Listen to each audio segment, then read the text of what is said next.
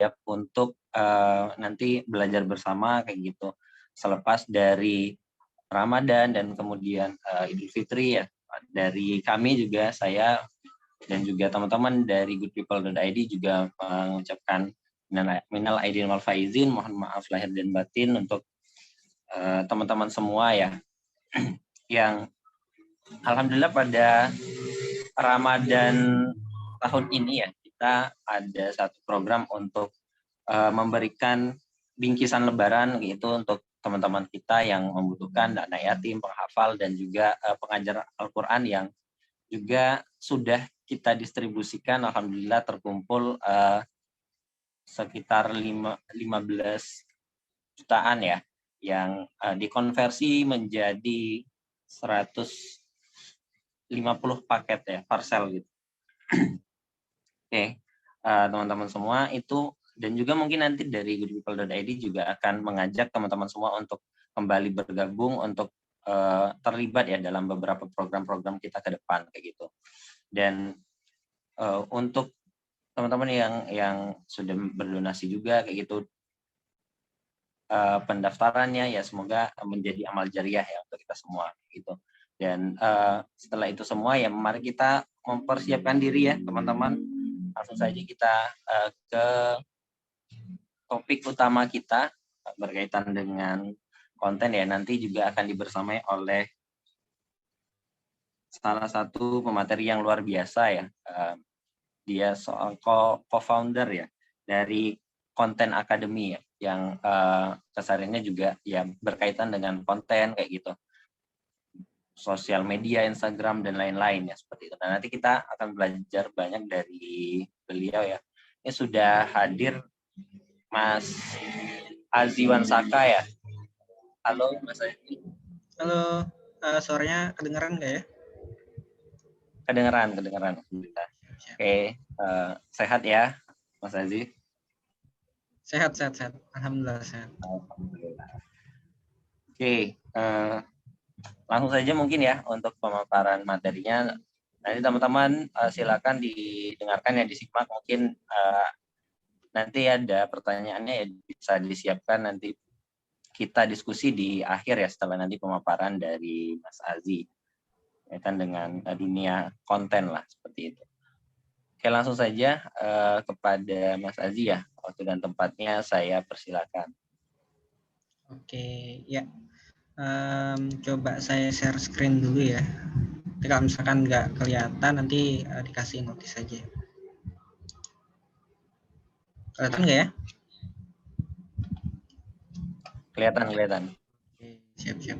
Ya, coba saya mulai dulu. Bismillahirrahmanirrahim. Assalamualaikum warahmatullahi wabarakatuh. Alhamdulillahirrahmanirrahim.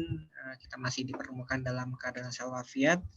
Dan nanti jika misalkan suara saya agak kurang jelas ataupun putus-putus, nanti dikasih notis aja ya di kolom komentarnya atau di resen atau apa kayak gitu kalau misalkan ternyata suaranya putus-putus kayak gitu.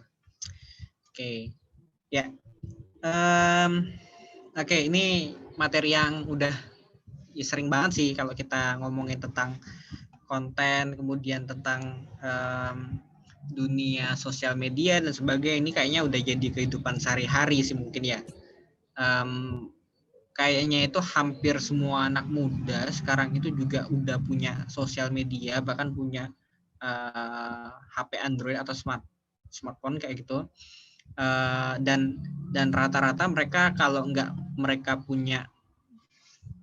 nggak punya Instagram, mereka pasti punya WA. Kalau mereka nggak punya WA, pasti mereka punya Facebook. Kalau nggak Facebook, ya Twitter. Kalau nggak ada Twitter, ya masih banyak sosial media yang lainnya. Kalau misalkan nggak punya sosial media, ya ada kemungkinan dia nggak punya HP kayak gitu. Bisa jadi ada yang kayak gitu. Atau dia benar-benar orang yang nggak pengen sama sekali mengakses sosial media. Karena emang terutama buat Gen Z ataupun milenial, sosial media itu kayaknya udah hampir jadi kebutuhan primer deh. Bahkan kalau bisa dibilang ya sebagian kehidupan saya atau sebagian bahkan hampir semua pekerjaan saya itu ya semuanya ada di HP kayak gitu, ada di ada di sosial media kalau bisa dikatakan kayak gitu. Nah, sore hari ini kita akan coba buat bahas salah satu topik yang sebenarnya memang udah jadi, sebenarnya ini juga topik yang udah bukan baru lagi sih, cuma mungkin bagi sebagian orang mungkin masih agak baru sekitar, jadi memang topik-topik kayak gini tuh memang hangat dalam kurun waktu sekitar beberapa tahun ini, dan sebenarnya itu efeknya bukan karena pandemi juga sih, sebenarnya sebelum ada pandemi juga udah bergeliat kayak gitu, cuman pandemi membuatnya seolah-olah itu jadi semakin berdampak banget kayak gitu. Nah, sore hari ini kita akan coba buat bahas tentang karir cemerlang dari bikin konten. Nah, kalau bisa dibilang ya tantangan buat orang-orang hari ini selain dari COVID itu sendiri ya salah satunya tantangan ekonomi, terutama terkait dengan pekerjaan kayak gitu. Terutama buat mahasiswa-mahasiswa yang mungkin di semester akhir ataupun udah fresh graduate ya, setelah mereka lulus, tahu-tahu ada pandemi COVID-19 di saat PHK sedang besar-besarnya ya, ini menjadi tantangan banget kayak gitu.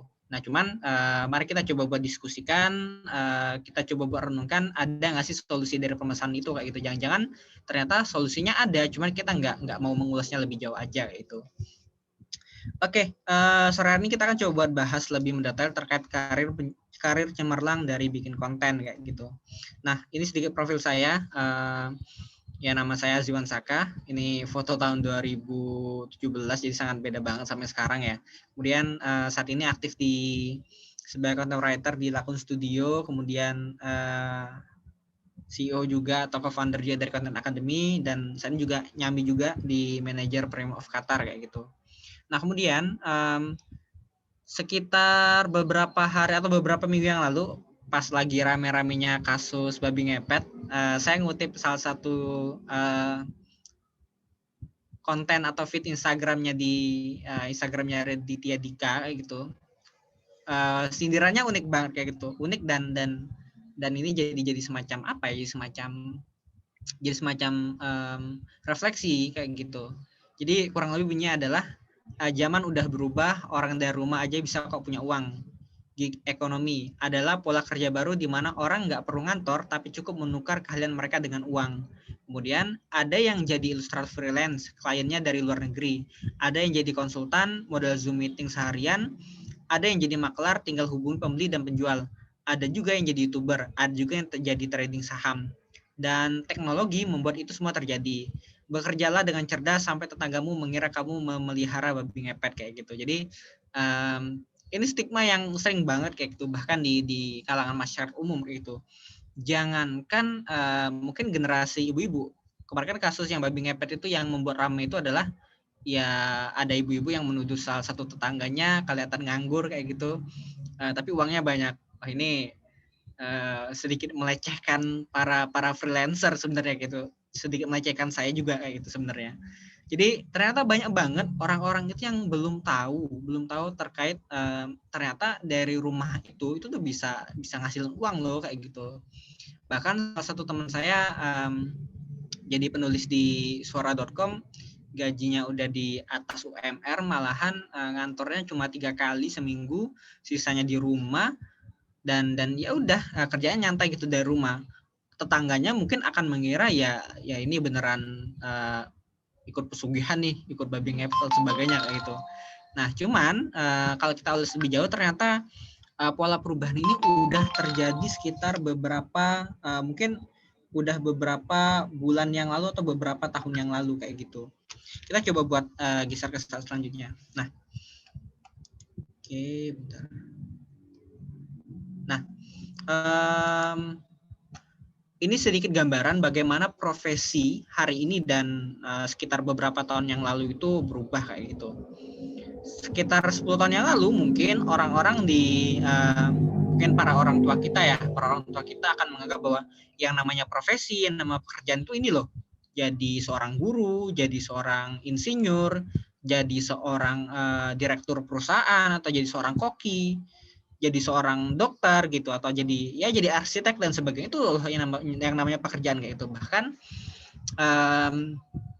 ini stigma banget ya yang ada di masyarakat bahwa kalau dia nggak penting gajinya tinggi atau enggak, selama dia pakai seragam, terutama seragam PNS, ya dia akan dianggap bekerja kayak itu. Nah, beda banget sama freelancer yang ya kalau dibilang freelancer ya salah satunya yang nggak pakai seragam yang formal gitu. Kadang-kadang juga pakai kaos doang. Kadang-kadang ke kantornya cuma pakai sendal, rambutnya acak-acakan, gondrong sebagainya. Ya freelancer ya kayak gitu gitu. Dan hari ini terbukti kayak gitu. Jadi hari ini profesinya berubah sama sekali kayak gitu. Bahkan kita nggak akan menyangka ternyata TikTok itu yang dulu isinya kontennya joget-joget alay-alay gitu, anak-anak SMA, bahkan dulu saya sempat ngira, wah ini yang masuk TikTok ini alay banget ini. Tapi ternyata setelah ngelihat ke sini, mulai berubah stigma kayak gitu. Jadi ternyata di TikTok juga itu bisa menghasilkan uang. Jadi YouTuber, cuma live streaming doang itu bisa menghasilkan uang. Bahkan jadi gamer, main game, itu juga bisa menghasilkan uang. Dan gak cuma itu doang, main sosial media aja itu juga menghasilkan uang gitu. Itu profesi yang sangat sangat kelihatan jomplang sekali, sangat jauh sekali. Nah, inilah yang terjadi di masyarakat kita kayak gitu. Jadi hari ini kalau teman-teman tujuan bekerja itu adalah untuk mencapai prestis, saya sangat merekomendasikan beberapa profesi yang terdahulu kayak gitu. Cuman kalau ternyata memang tujuannya ya salah satunya adalah untuk mencari kebebasan, kalau saya tipe-tipe orang yang kerja itu nggak harus karena prestis kok, tapi karena mengejar kebebasan kayak gitu. Kalau selama ada kebebasan di sana ya udah saya kerjanya di sana kayak gitu. Walaupun gajinya nggak terlalu gede. Nah, kebebasan ini dalam konteks yang nggak cuma sekedar uang aja, tapi juga kebebasan waktu, kebebasan cara kita berpikir dan sebagainya kayak itu. Ya percuma aja kalau kita cuma tujuan orientasi kerja itu cuma untuk uang, kemudian kita nggak dapat kebebasan apa-apa kayak gitu. Itu yang jadi problem juga hari ini. Oke, nah jadi kalau ada pertanyaan sebenarnya bisa nggak sih jadi sosial media spesialis ataupun penulis konten ataupun konten kreator itu bisa hasil uang kayak gitu? Kalau saya bilang sih bisa. Kenapa bisa kayak gitu? Ini data yang aku kumpulin atau dikasih kemarin dikirim teman sih, salah satu teman tentang penggunaan internet di Indonesia kayak gitu.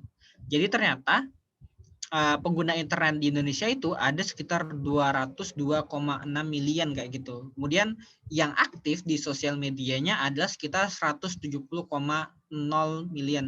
Nah, ini kan sebuah angka yang sangat fantastis banget kayak gitu. Coba kalau kita bayangkan dari angka-angka ini kita konversikan menjadi rupiah, udah berapa uangnya kayak gitu. Dan bisa dibilang ya Indonesia menjadi salah satu negara dengan penggunaan sosial media yang aktif banget kayak gitu. Bahkan sempat kemarin ada survei dari Microsoft yang mengatakan bahwa netizen Indonesia itu menjadi netizen yang paling nggak sopan di Asia atau Asia Tenggara kalau nggak salah ya kayak gitu. Cuman kalau kita lihat dari sisi yang lain artinya bahwa ya pengguna sosial media di Indonesia ini sangat dilirik sekali oleh orang-orang luar kayak gitu. Nah, kemudian ada beberapa hal yang coba aku rangkum atau coba buat aku pikirin kenapa sih orang itu butuh konten atau sih kenapa sih orang itu konten kayak gitu. Yang pertama jelas kalau saya bilang sih alasannya ya pertama uang kayak gitu.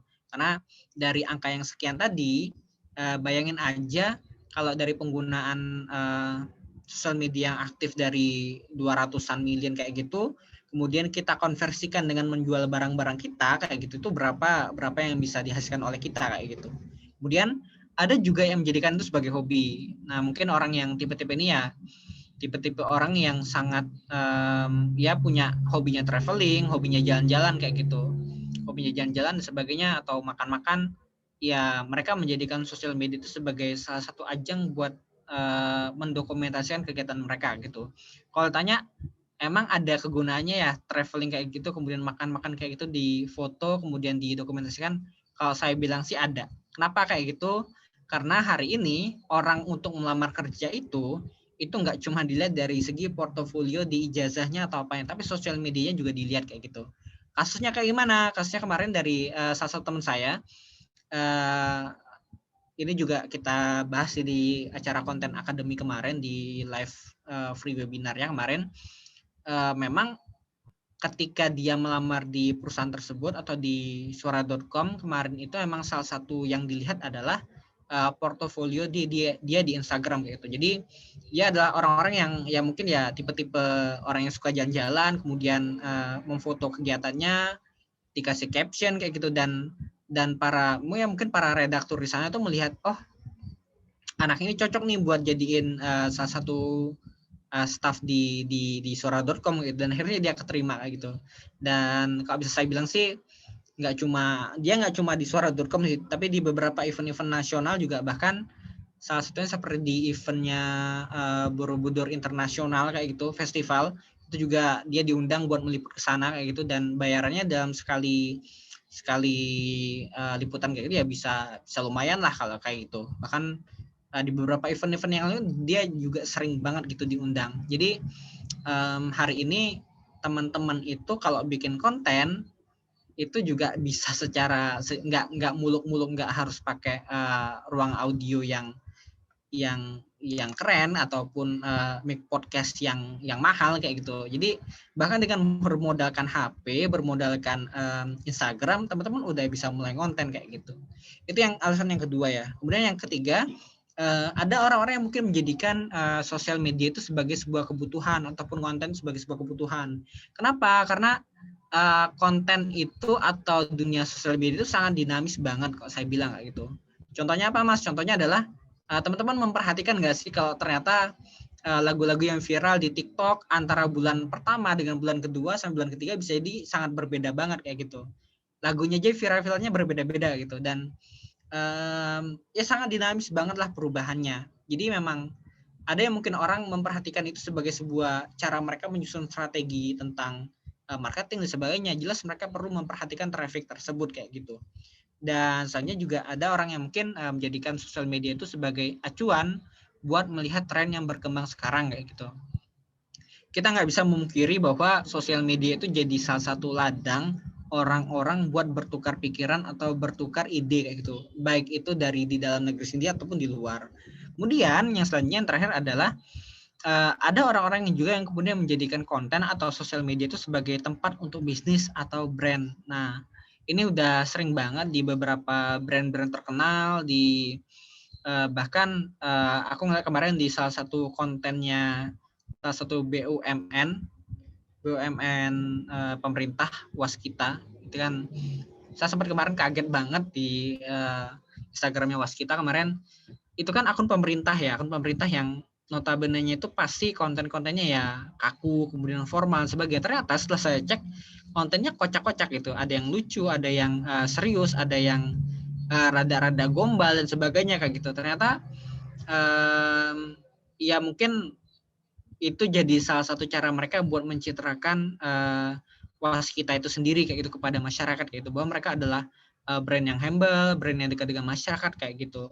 Dan nggak cuma itu aja, bahkan beberapa perusahaan-perusahaan lain juga sangat giat banget mereka membangun brandnya, terutama lewat Instagram, sosial media dan sebagainya gitu. Bahkan teman-teman perhatiin deh, setiap brand-brand nasional maupun lokal itu hari ini udah punya TikTok, mereka udah punya Instagram, punya Facebook, punya YouTube bahkan kayak gitu. Mereka udah mulai konten juga gitu. Jadi apa sih alasan kita yang kemudian nggak ngonten hari ini kayak gitu, ketika brand-brand terkenal aja udah mulai ngonten kayak gitu.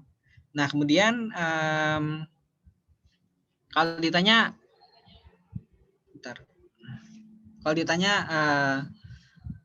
kalau tanya aku kenapa mau ngonten ya, yang pertama satu hobi ya, karena memang dari dulu aku hobinya nulis dan butuh pelampiasan, dan salah satu pelampiasannya memang sosial media. Jadi kenapa sih aku nggak menjadikan sosial media itu tempat buat bertukar pikiran dengan orang lain kayak gitu. Kemudian yang kedua adalah jelas kalau udah ngonten itu ya lebih enak lagi kalau dibayar kan kayak gitu. Udah hobi dibayar lagi kayak gitu. Dan selanjutnya adalah yang ketiga adalah aku ingin menjadikan sosial media itu atau aku ingin menjadikan konten sebagai sebuah brand yang ada pada diriku kayak gitu. Jadi banyak banget cara orang-orang untuk menyampaikan kepada dunia siapa diri dia sebenarnya kayak gitu. Dan konten itu adalah salah satu caraku untuk menyampaikan siapa sih aku sebenarnya kayak gitu. Makanya konten-konten yang aku hasilkan adalah konten-konten yang memang ya bisa dibilang ya di beberapa konten memang ada yang serius, ada yang lucu, ada yang kocak dan sebagainya gitu. Itu cara aku ngonten kayak gitu. Dan bagiku definisi ngonten itu adalah ketika kita udah suka, dibayar, kemudian itu menimbulkan brand buat diri kita sendiri gitu. Itu yang namanya konten. Kalau dalam pandanganku ya kayak gitu. Kemudian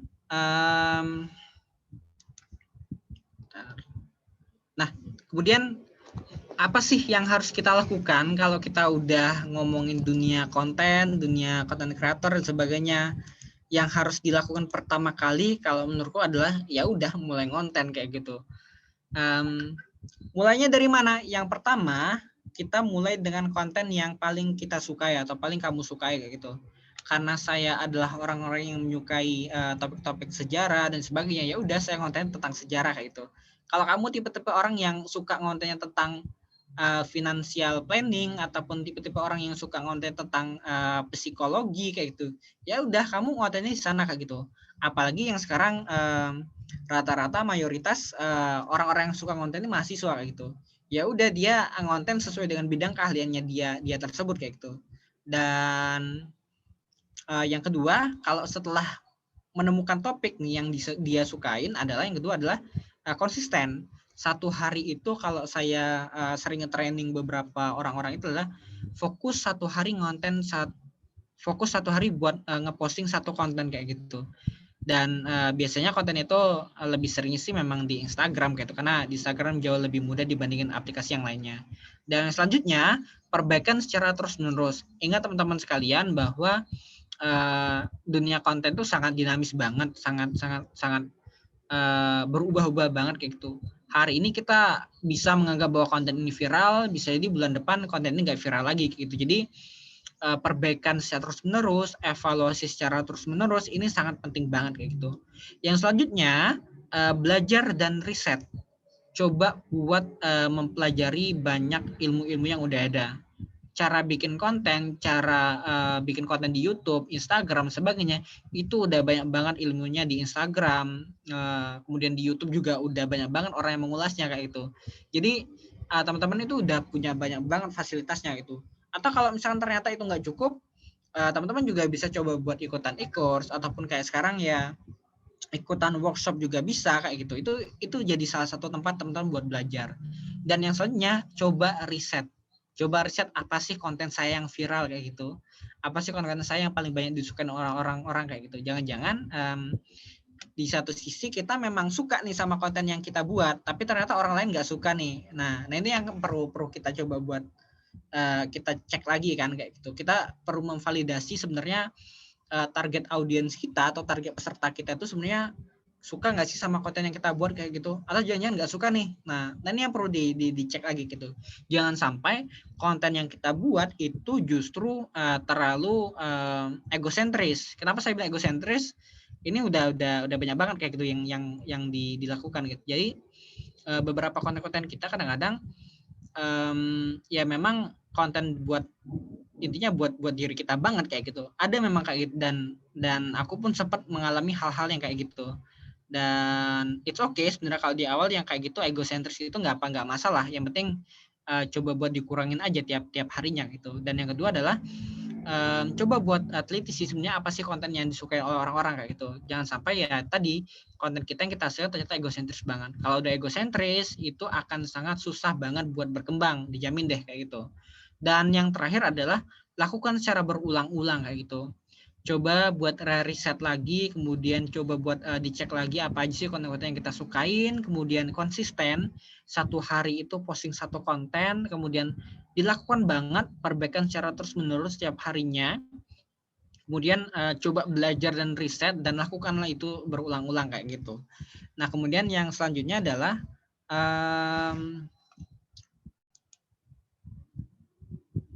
kemudian kalau ditanya dari sekian banyak sosial media, dari sekian banyak aplikasi yang saya rekomendasikan, saya lebih merekomendasikan Instagram.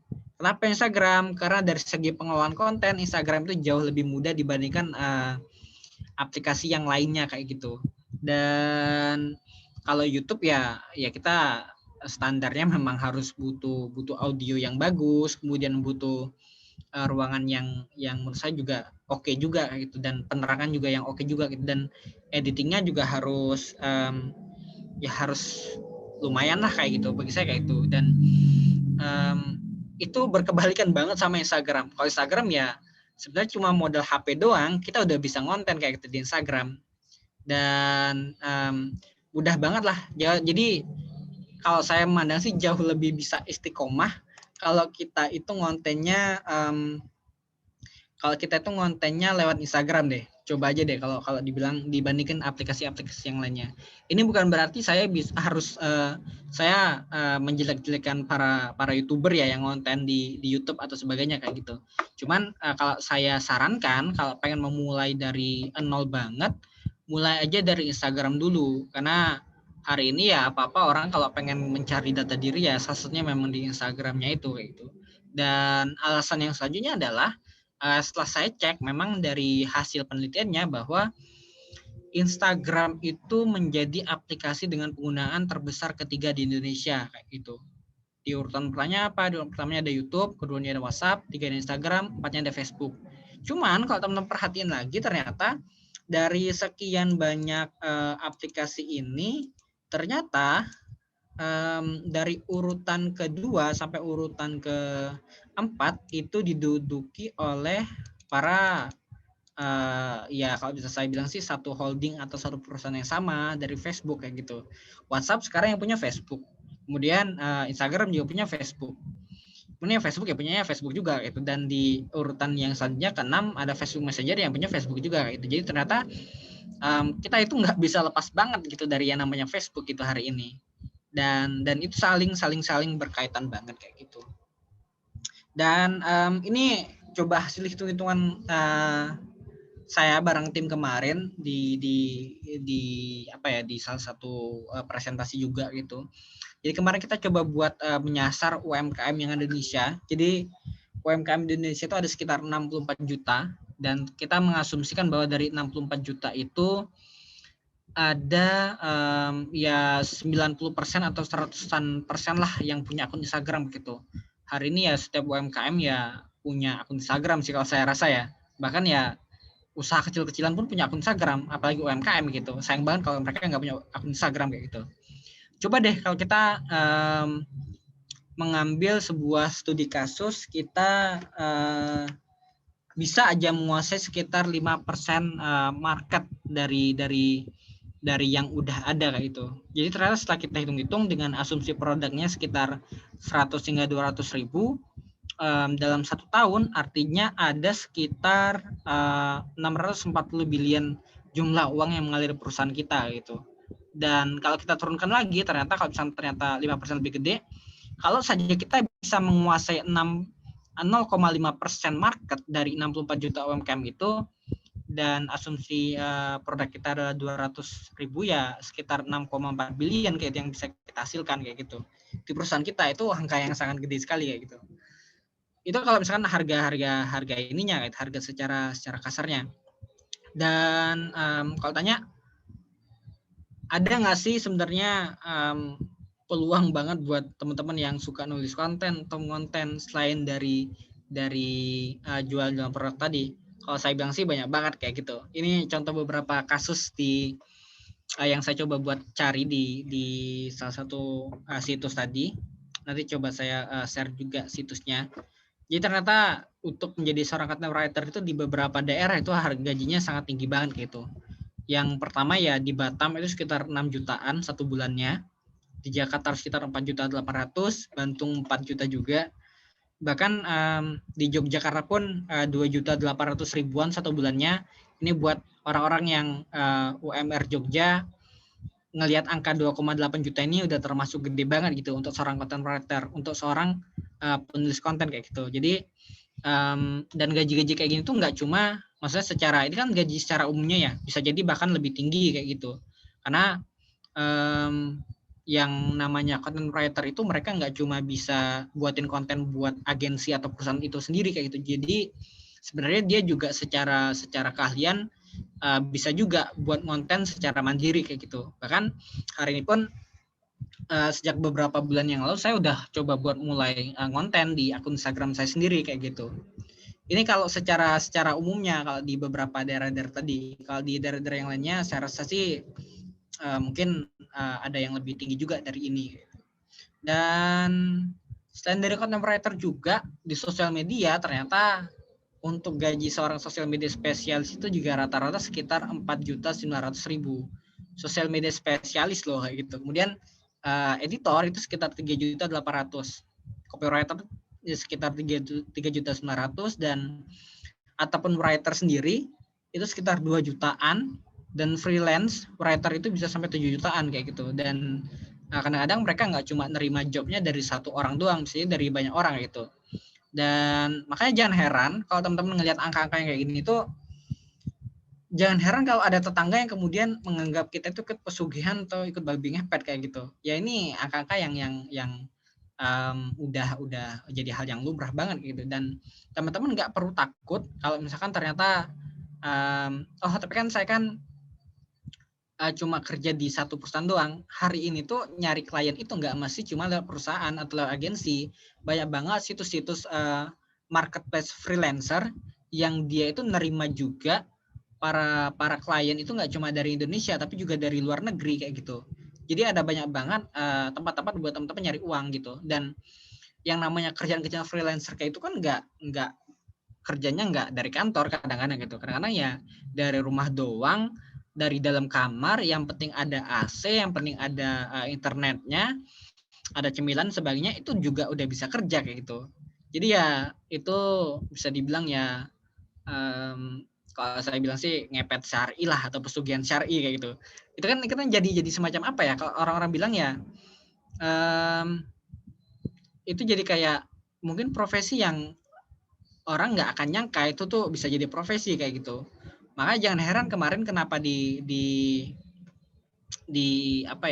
berita itu ada ibu-ibu yang menuduh orang itu kelihatan kayak pengangguran, nggak kerja, tapi uangnya banyak kayak gitu. Ya bisa jadi dia freelancer juga gitu. Bisa jadi juga dia trading saham, atau bisa jadi dia juga makelar kayak gitu.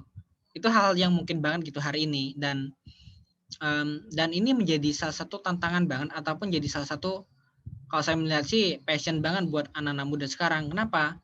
Karena anak-anak muda sekarang ya tipe-tipe orang yang mereka sukanya nge-scroll sosial media, kemudian mereka tipe-tipe orang yang sukanya ya cuma mager-mageran kayak gitu, tapi pengennya dapat uang banyak gitu. Kalau ada cara yang gampang, kenapa harus cara susah? Ya ini caranya kayak gitu, salah satunya gitu. Dan ini kalau kasusnya misalkan teman-teman kerjanya di suatu agensi atau di suatu perusahaan. Kalau misalkan ternyata studi kasusnya ngelola sendiri, ini sosok influencer juga satu contoh sih sebenarnya. Sebenarnya masih banyak banget contoh-contoh yang lain kayak gitu. Ini salah satu influencer Fardiandi. Saya ingat banget di akun Instagramnya kalau nggak salah sekarang itu udah berapa ratus ribu followernya. Jadi kemarin sekitar beberapa bulan yang lalu, bulan kemarin seingat saya itu saya sempat juga ngotak manajernya dan dikasih price list red card harganya gitu untuk konten-kontennya, dan followernya sekarang sekitar 303.000. Jadi setelah saya tanya ke manajernya, memang untuk satu kali post aja single konten loh, satu konten foto itu satu kali post itu 3.500.000. Dan untuk feednya microblog satu kali posting aja itu sekitar 5 jutaan.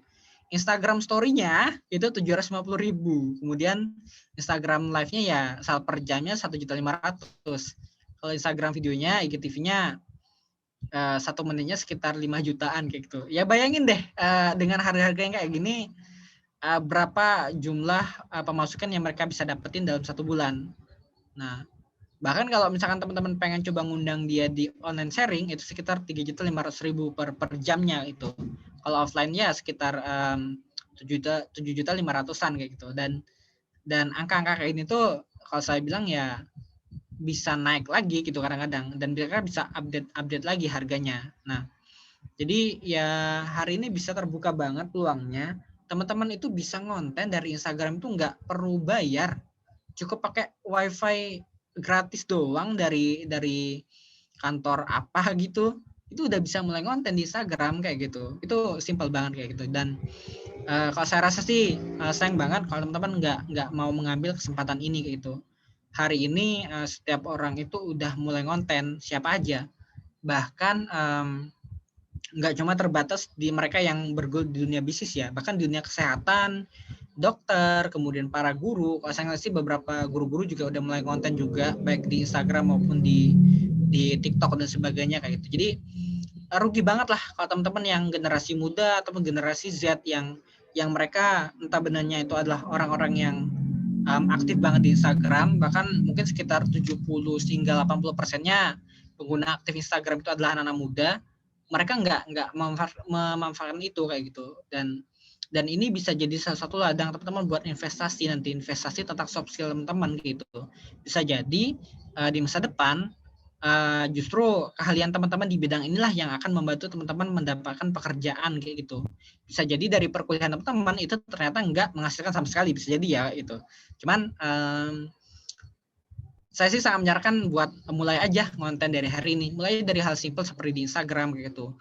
Mulai dari satu konten pertamamu yang itu juga bisa dibuat dengan secara gratis, nggak perlu bayar, nggak perlu nyari ruangannya bagus, nggak perlu lighting yang keren, nggak perlu kamera HP yang bagus juga itu, ataupun yang aplikasi editing video yang keren kayak gitu. Teman-teman udah bisa mulai konten di Instagram kayak gitu.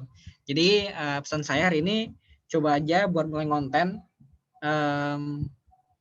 Ya apapun kalau teman-teman nggak lakukan ya nanti nggak akan jadi omong kosong ya, jadi bullshit aja gitu. Jadi mulai aja konten dari hari ini gitu. Mungkin itu yang bisa saya sampaikan. Selanjutnya saya kembalikan kepada moderator. Oke, terima kasih banyak Mas Azi ya, tadi pemaparan materinya itu ya untuk konten, itu dunia konten yang memang sekarang ya artinya kita melihat bahwa gaya hidup mungkin ya sudah menjadi gaya hidup bahwa semuanya akan serba online kayak gitu, akan serba internet lah. Bahkan tadi sekitar 170 juta orang ya sudah menggunakan sosial media itu di Indonesia saja kayak gitu. Iya. Yang artinya memang kehidupan kita sekarang ya memang sudah mau nggak mau ya memang akan dipenuhi dengan internet kayak gitu, dan menjadi satu apa ya fenomena baru mungkin ya, atau seperti apa itu. Kalau dulu kita belum ada yang namanya mungkin orang yang bercita-cita jadi influencer kayak gitu ya, anak kecil yang bercita-cita jadi YouTuber kayak gitu. Yang sekarang memang itu banyak sekali kan gitu, karena memang dari kecil pun kehidupannya mereka juga sudah akrab dengan dunia digital kayak gitu ya. Nah, banyak juga mungkin fakta-fakta yang nggak bisa dielakkan lagi gitu, bahwa memang semuanya sekarang konten dan juga dunia digital itu sudah sangat tidak bisa kita lepaskan lagi kayak gitu. Apalagi mungkin pandemi ya. Sebelum pandemi memang sebetulnya sudah sangat pesat gitu peningkatan dari penggunaan sosial media kayak gitu. Ditambah lagi dengan pandemi gitu, semua orang serba dari rumah kayak gitu. Yang jualan biasanya offline misalnya kayak gitu ya, sekarang tiba-tiba ya harus secara online juga kayak gitu ya. Semuanya serba online sekarang gitu. Bahkan Facebook gitu ya, melalui WA dan juga Instagram gitu ya, perusahaan-perusahaan mereka itu dari mungkin pandemi itu ya 2020 itu kalau tidak salah sempat membuat satu kebijakan yang memotong waktu apa ya, story ya, story-nya itu yang 60 detik itu jadi 30 detik gitu dalam satu kali story gitu ya, video yang fungsinya memang mereka untuk mengoptimalisasi dari setiap pengguna kayak gitu, karena 30 detik kan lebih ringan lah gitu ya penggunaannya. Nah itu gambaran tadi secara umum, secara general sekali dari Mas Azi ya untuk dunia konten kayak gitu. Dan mungkin dari teman-teman yang sudah ada pertanyaan ya silakan mungkin bisa menyampaikan kayak gitu ya. Bisa dari kolom chat ataupun juga langsung open mic juga boleh. Silakan mungkin dari teman-teman peserta webinar kali ini kalau ada yang mau ditanyakan.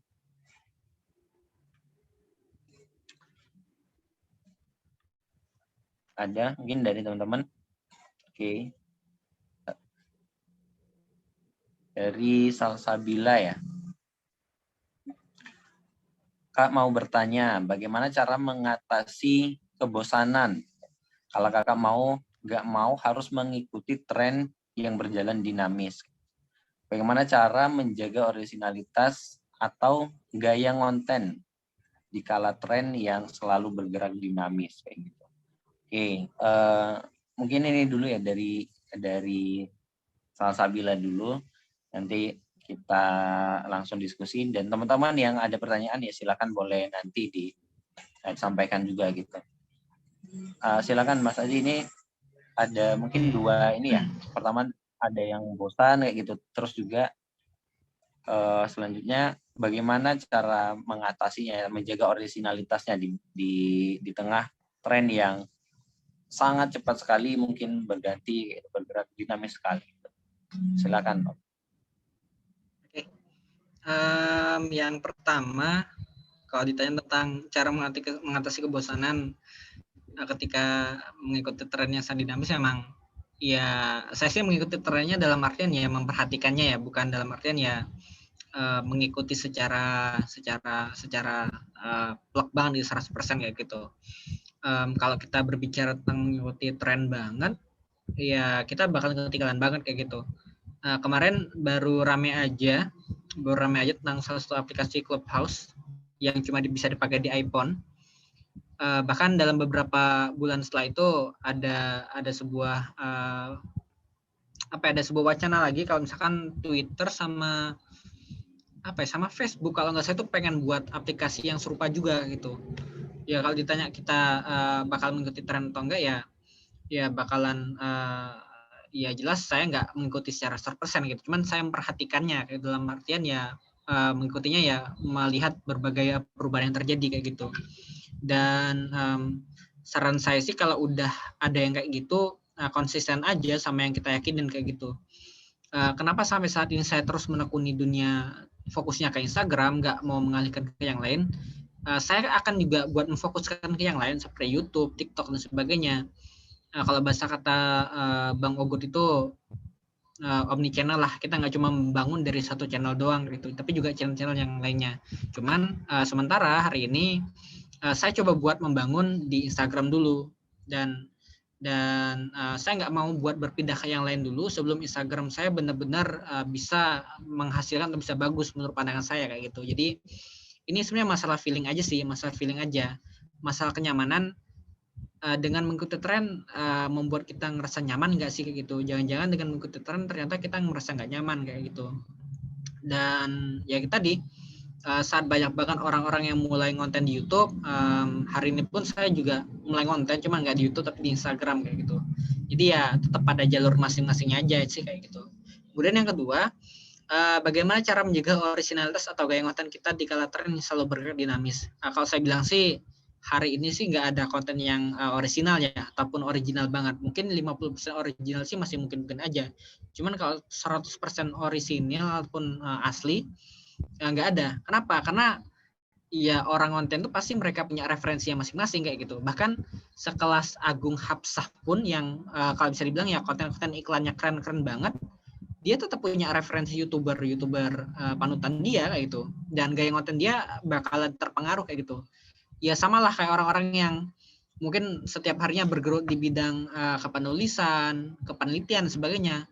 Mereka pasti punya tokoh-tokoh panutan kayak gitu. Dan secara nggak sadar, gaya kepenulisan mereka, gaya cara mereka menulis atau meneliti itu mengikuti dari tokoh idola mereka kayak gitu. Jadi bagi saya sih memang nggak ada konten yang real banget ataupun yang asli banget.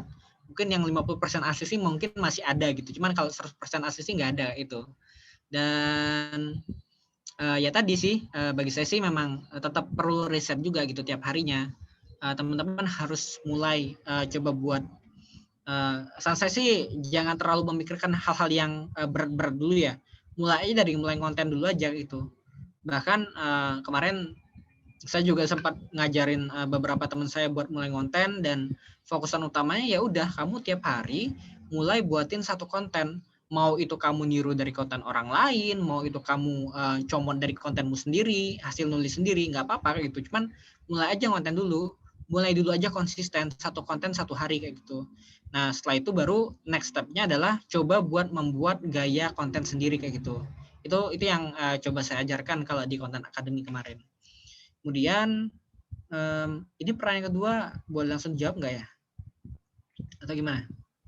Ya, pertanyaan kedua mungkin bisa berhubungan juga ya, yang soal sekolah mungkin ya, dari Raihan.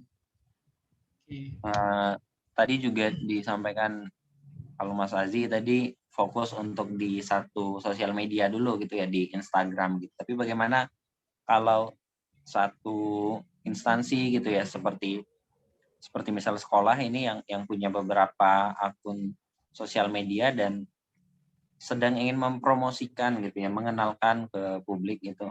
Nah, kira-kira baiknya seperti apa, Mas Azi, satu sosmed dulu atau langsung ke semua? Oke. Tadi memang ya saya bilang sih memang fokus di satu itu dalam artian ya nggak kita fokus di satu itu terus sih.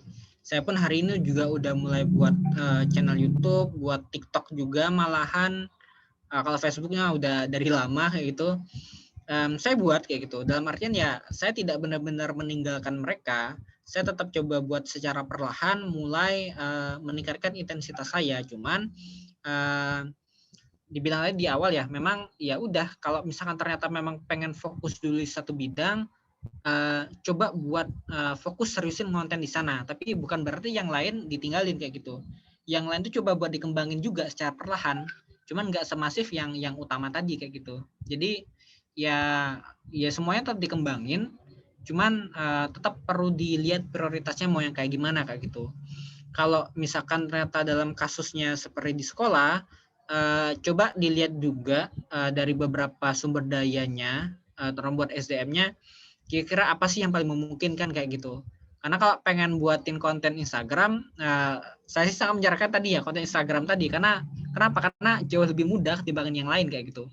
Modal HP doang, tinggal difoto, dikasih caption, ya udah itu udah jadi konten kayak gitu. Tinggal bagaimana caranya dari akun Instagram itu bisa dioptimasi.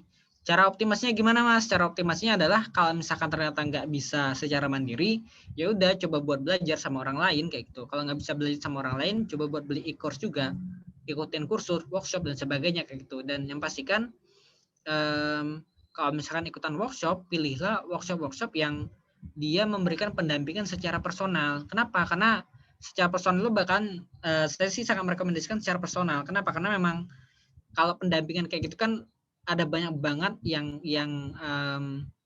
coba buat diulas ya. Yang pertama kalau di Instagram ya logonya harus dioptimasi, foto profilnya, username-nya juga iya, nama akun keduanya juga iya, bio-nya juga iya, kemudian link situsnya juga harus, bahkan caption-nya, hashtag-nya juga harus ada risetnya, konten plan-nya, bahkan brief kontennya, desain dan sebagainya itu udah kompleks banget kayak gitu. Jadi kalau misalkan ternyata nggak punya sumber daya, cuman pengen tetap membuat akun itu tetap eksklusif ataupun bagus gitu, ya pilihannya kalau nggak pakai jasa sosial media ya nerima tempat ini aja sih. Kalau saranku ya coba buat belajar sama ahlinya kayak gitu. Dan jelas kalau ngomongin ahlinya ya paling sangat direkomendasikan ya lewat private tadi karena bisa mendampingi secara personal banget kayak gitu.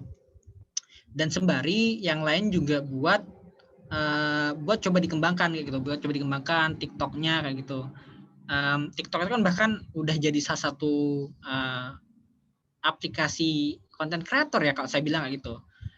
Orang kalau misalkan dia nggak bisa pakai Corel Video, misal nggak bisa pakai aplikasi-aplikasi editing video, cukup modal TikTok doang itu sebenarnya udah bisa ngonten kayak gitu. Bahkan ada beberapa film-film pendek yang hari ini kalau orang dulu modalnya bisa sampai ratusan juta ataupun miliaran, ya bisa dengan TikTok mereka udah bisa bikin film pendek kayak gitu kan, lucu-lucu banget kan kayak gitu. Jadi ya yang pertama tadi, kalau ternyata di Instagram memang masih belum bisa ngonten, ya coba di TikTok juga kayak gitu. Karena di TikTok ya bisa bisa belajar juga gitu, bisa ngonten juga dari sana gitu. Dan kalau ngomongin TikTok ya hari ini dia nggak cuma bisa nyebarinnya di TikToknya juga, di Instagram juga bisa nge-share juga, di WA juga iya, Facebook, YouTube, dan sebagainya juga bisa di-share juga gitu. Jadi nggak ada alasan lagi sih menurutku kalau misalkan hari ini nggak ngonten ya gitu. Terus kemudian ada nggak sih tips-tips buat ide-ide konten sekolah? Kalau hari ini sih yang perlu kita perhatiin sih dari sekolah itu adalah ya kira-kira sih target market kita siapa gitu. Apakah itu generasi muda? Generasi muda ini biasanya di mana sih? Ya yang jelas sih yang pertama biasanya jelas di Instagram, di TikTok gitu. Kalau misalkan orang-orang ya ibu-ibu atau bapak-bapak ya salah satunya di Facebook juga kayak itu sebenarnya. Nah, coba buat dilihat lagi kira-kira sih akun sekolah ini pengennya mau dibawa kemana gitu, atau audiensnya itu siapa aja gitu.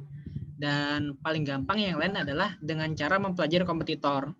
Ya hari ini udah banyak banget lah kalau saya rasa sih sekolah-sekolah internasional ataupun yang nasional di Indonesia yang mereka udah punya akun-akun Instagram ataupun akun-akun TikTok, bahkan YouTube juga gitu. Coba dipelajari dari pola-pola mereka cara bikin konten, coba ditiru aja gitu. Coba ditiru dan modifikasi gitu. Dan aku rasa sih itu cara paling enak buat belajar sebenarnya adalah dengan melihat konten yang udah dibuat oleh orang lain kayak gitu. Jadi saranku kayak gitu sih, dicoba dilihat dulu target marketnya siapa, apakah itu anak muda. Kalau anak muda ya jelas ya di Instagram sama di TikTok, ataupun kalau misalkan ternyata orang tua juga ya di Facebook juga sih biasanya itu. Cuman ya saranku juga tetap dibuat aja, di skala prioritaskan kira-kira sih dari ketiga atau dari beberapa aplikasi tadi atau sosial media tadi mana yang lebih gampang kontennya kayak gitu, dengan sumber daya yang ada, dengan keterbatasan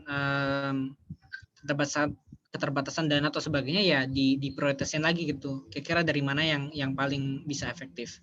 Gitu aja sih kalau dari aku.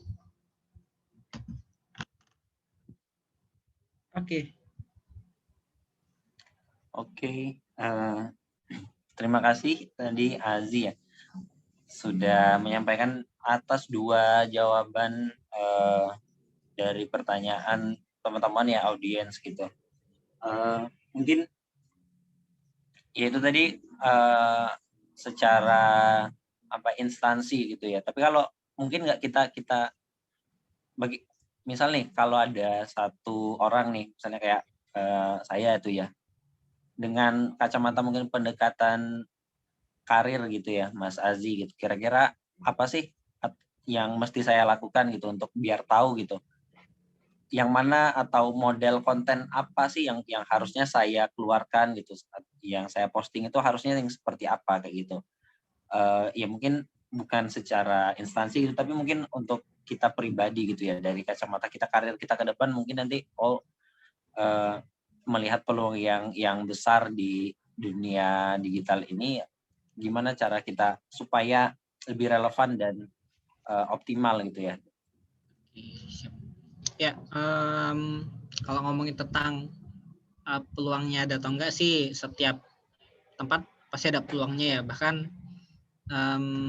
setiap akun Instagram juga selama dia followernya udah gede, trafficnya udah tinggi, ya beberapa produk-produk yang pengen di endorse itu akan datang sendiri gitu. Bahkan beberapa itu ada yang akun Instagramnya nggak relevan, ada aja yang endorse kayak gitu. Nah, berkaca dari hal yang kayak gitu, cuman kan kita nggak bisa ngonten secara salah-salan gitu. Pastikan juga konten yang kita hasilkan itu sesuai dengan brand kita atau sesuai dengan tujuan kita. Kita tuh sebenarnya pengen dikenali sebagai apa sih kayak gitu. Ya kalau misalnya ternyata kita pengen dikenali sebagai seorang sosial media spesialis ataupun penulis konten, ya udah berarti konten di Instagram kita berisi tips-tips cara konten, tips-tips tentang sosial media dan sebagainya kayak gitu.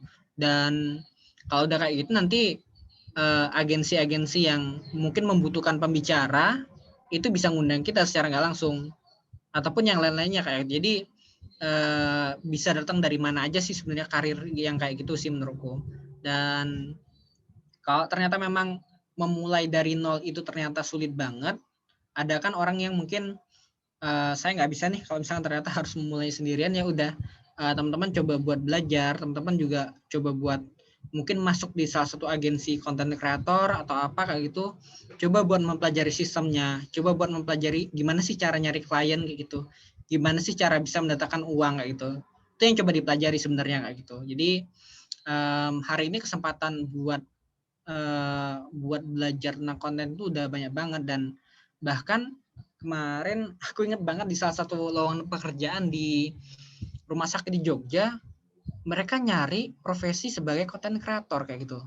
Rumah sakit loh, bayangin coba. Sekelas rumah sakit mereka membutuhkan konten kreator. Artinya kan hari ini ya konten kreator itu juga udah dibutuhkan hampir di semua ya mungkin ladang bisnis kayak gitu.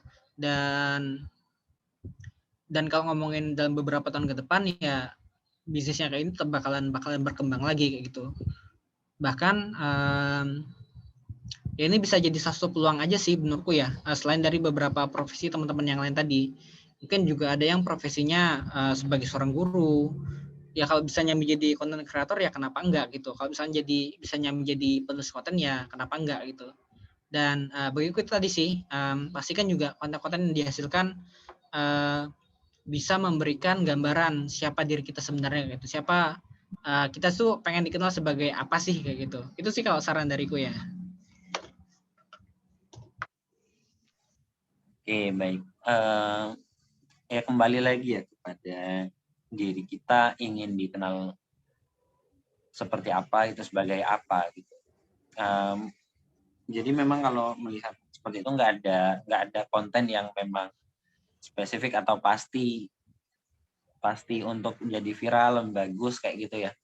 Memang banyak sekali faktor-faktor yang nanti mempengaruhi kayak gitu. Konten kita itu bagus atau tidak. Gitu. Oke, dari teman-teman yang lain ada yang ingin ditanyakan? Silakan mungkin kalau ada yang mau bertanya boleh via chat atau langsung disampaikan juga boleh. Kita masih tunggu kalau masih ada. Atau sudah cukup ya teman-teman? Ini sepertinya tidak ada lagi yang mau bertanya. Kalau mungkin cukup, terakhir mungkin silakan Mas Aziz ya. Kira-kira pesannya untuk teman-teman yang mungkin melihat ini sebagai satu peluang gitu ya untuk karir ke depan, kira-kira apa nasihatnya dan juga tips-tipsnya terakhir untuk closing statement ke audiens itu, silakan Mas Aziz. Oke. Ya pesanku cuma satu aja sih. Tetap kalau ngomongin ya kalau ditanya sebenarnya kerja jadi content creator itu ataupun jadi sosial media spesialis itu gampang nggak sih? Ya tetap sulit juga gitu, tetap butuh perjuangan juga gitu, dan tetap butuh usaha juga gitu, dan nggak ada ya hal yang kesuksesan yang bisa dicapai dengan cara yang berleha-leha itu. Dan mengutip perkataan Raditya Dika tadi, ya bekerja keras lah sampai teman-teman itu dikira melakukan pesugihan atau ngepet kayak gitu. Dan ya mungkin itu aja sih pesan terakhirku. Jangan lupa buat konten tadi. Ingat satu konten satu hari satu konten aja gitu, dan mulailah dari akun sosial media yang teman-teman bisa jangkau, mau itu story WA nggak ada masalah kayak itu, mau itu di Instagram gitu, di Facebook sebagainya, ya mulai aja konten gitu, satu hari cukup satu konten aja. Mungkin itu aja dari aku. Oke, terima kasih sekali lagi Mas Aziz atas waktunya, atas materinya, atas pelajarannya hari ini, sudah meluangkan waktu untuk sharing bersama kita gitu. Yang alhamdulillah pada sesi pertama ya, charity webinar dari goodpeople.id ini bisa belajar banyak berkaitan dengan konten gitu, dan mungkin teman-teman juga bisa banyak input ya untuk seputar dunia konten gitu, dunia digital kayak gitu. Nah, teman-teman semua, alhamdulillah. Dan sebelum saya tutup ya, jadi saya sedikit infokan ya bahwa ya memang kita dari goodpeople.id terus-menerus nanti akan mengajak teman-teman semua untuk ikut serta gitu ya, untuk tumbuh bersama gitu dalam satu forum belajar kita ini gitu, dengan kelas-kelas ini yang mungkin sekarang kita bisa laksanakan secara daring gitu ya, secara online gitu. Kita optimalkan itu dengan berbagai topik-topik diskusi yang nanti menarik dan juga kekinian lah gitu. Dan juga goodpeople.id juga akan terus mengajak teman-teman untuk berkontribusi dan juga untuk bersedekah gitu ya, yang kemarin gitu, berwakaf kayak gitu, dan kegiatan-kegiatan amal lainnya gitu yang nanti kita akan optimalkan terus gitu. Dan semoga teman-teman juga bisa terus-menerus istiqomah gitu ya dalam belajar gitu, dalam amal-amalannya kayak gitu. Semoga nanti menjadi amal jariah untuk kita semua seperti itu. Dan mungkin yang terdekat nanti goodpeople.id akan kembali membuka satu campaign wakaf Quran ya, yang alhamdulillah kemarin di sesi pertama atau periode pertama gitu sudah berjalan, dan sekarang masih dalam tahap produksi Al-Qur'annya, dan nanti akan segera kita distribusikan kayak gitu. Dan pasca Idul Fitri ini ya kita akan mulai lagi untuk mengajak teman-teman semua untuk berwakaf Quran kayak gitu, yang insya Allah besok Jumat akan kita mulai lagi kayak gitu. Ini meminta juga kerjasama dan juga partisipasi dari teman-teman semua untuk ya secara langsung membantu ataupun juga untuk menyebarluaskan informasinya, untuk mungkin ada teman-teman kita yang lainnya untuk bisa berkontribusi. Seperti itu teman-teman semua. Terima kasih sekali lagi atas atensinya pada sore hari ini. Besok kita akan ketemu lagi insya Allah di jam 16.00 ya untuk materi bersama Pak Vika Enggar. Oke, sekali lagi saya ucapkan terima kasih. Kita cukupkan dengan alhamdulillah bersama-sama. Alhamdulillahirabbil alamin. Amin. Assalamualaikum warahmatullahi wabarakatuh. Waalaikumsalam warahmatullahi wabarakatuh. Oke, izin live ya.